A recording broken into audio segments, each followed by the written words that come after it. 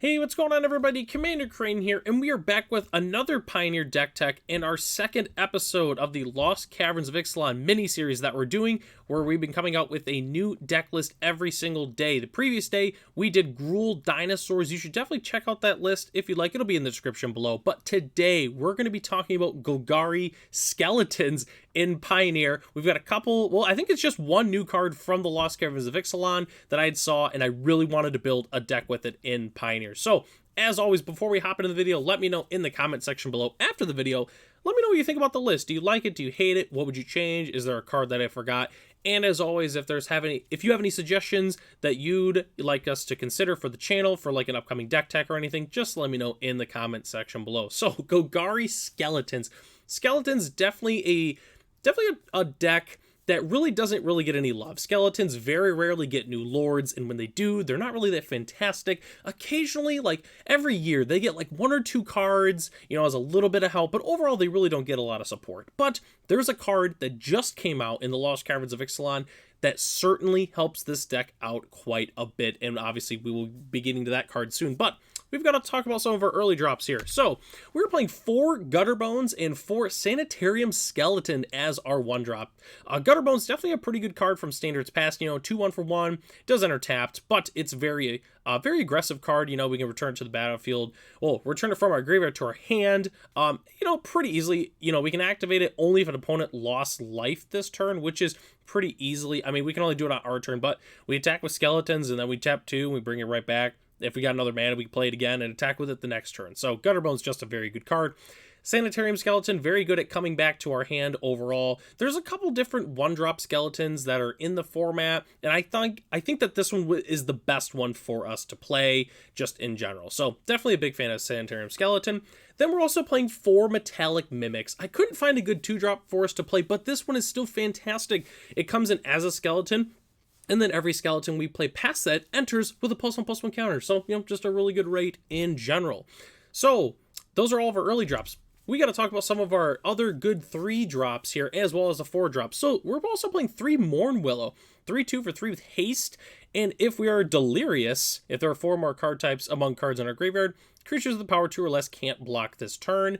The Delirium is definitely not impossible to get in this deck. We're playing a lot of different creatures. Well, we're playing creatures, obviously, lands can enter somehow. We're not going to get Delirium a lot. It's really just a 3/2 for 3 with haste. That's pretty much the main reason we are playing the Mourn Willows, but we're just playing 3 copies of them.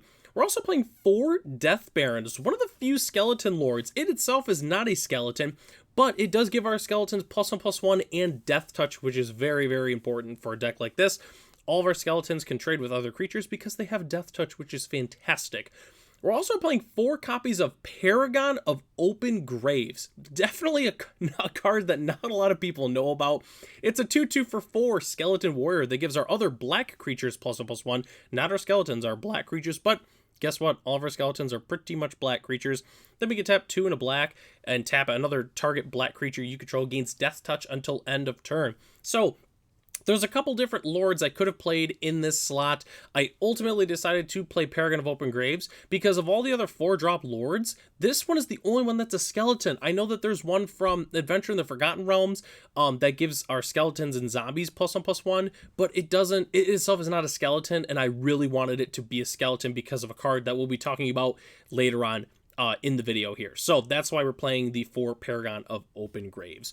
So, those are kind of like our mid-drops here, but we've got some bigger cards we've got to talk about. We're playing 4 Corpses of the Lost. It is the new card from Lost Caverns of Ixalan that I think is going to be a huge help for skeletons in general. It's 2 and a black enchantment. Skeletons you control get +1/+0 and have haste, which is an incredible effect. And then when it enters the battlefield, create a 2/2 black skeleton pirate creature token. So right off the bat, it's a 3/2 with haste for 3, which is fantastic. And then at the beginning of your end step, if you descended this turn, you may pay 1 life. If you do, return Corpses of the Lost to its owner's hand, which means you descended if a permanent card was put into your graveyard from anywhere. So that means if any of our smaller skeletons die, obviously if they die through combat or any other means, we can pay 1 life and return to our hand, which then we can play it again and get another 3/2, which is just fantastic. I'm really, really happy about Corpses of the Lost. When I first saw the card, I knew we had to make a skeleton deck with it in Pioneer. So definitely a very, very spicy card. We are also playing 4 Skeletal Swarming, pretty much the main reason that we are Golgari, 3 black-green enchantment.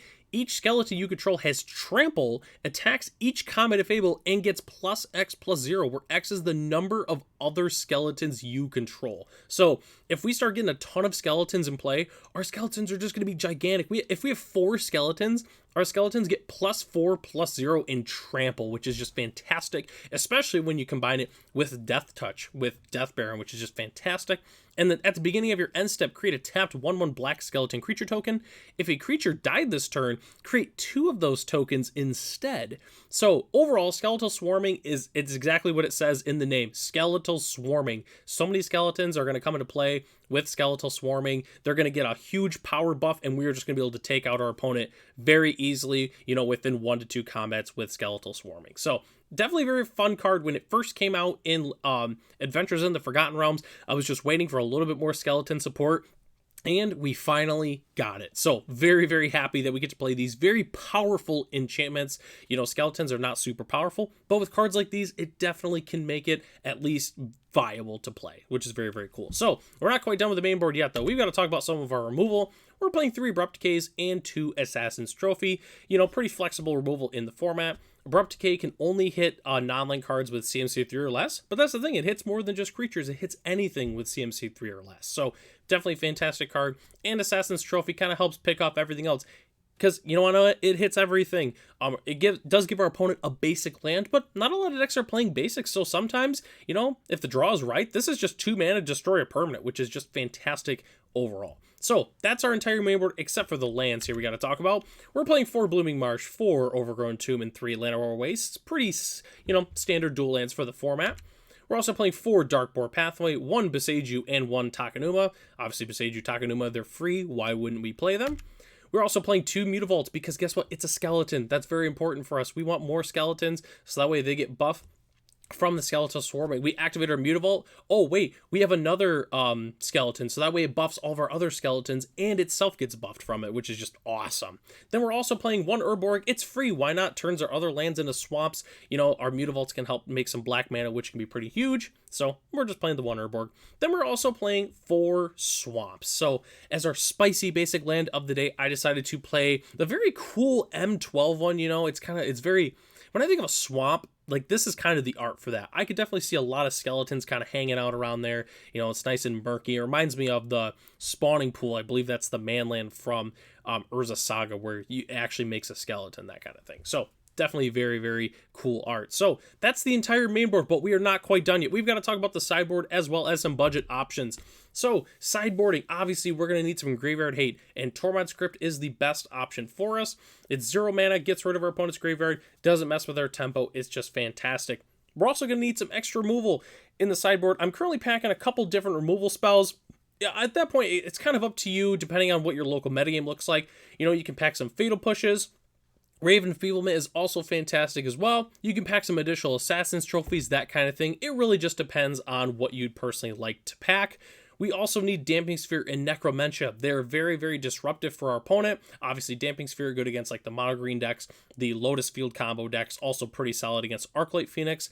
And then Necromentia, obviously, if our opponent's playing any sort of a deck that relies on one card very heavily, we can go ahead and get those all out of their deck, no problem. Obviously it stops Lotus combo. You can play it against mono green. You can play against any weird combo deck. If our opponent is playing something very specific, we just get it out of their deck, no problem. As well as we're also playing some Thoughtseize, which I shouldn't really have to explain it, but the card is very, very powerful. There's a reason why it's one of the best cards in the format as a whole. So last thing we have to talk about is the budget options.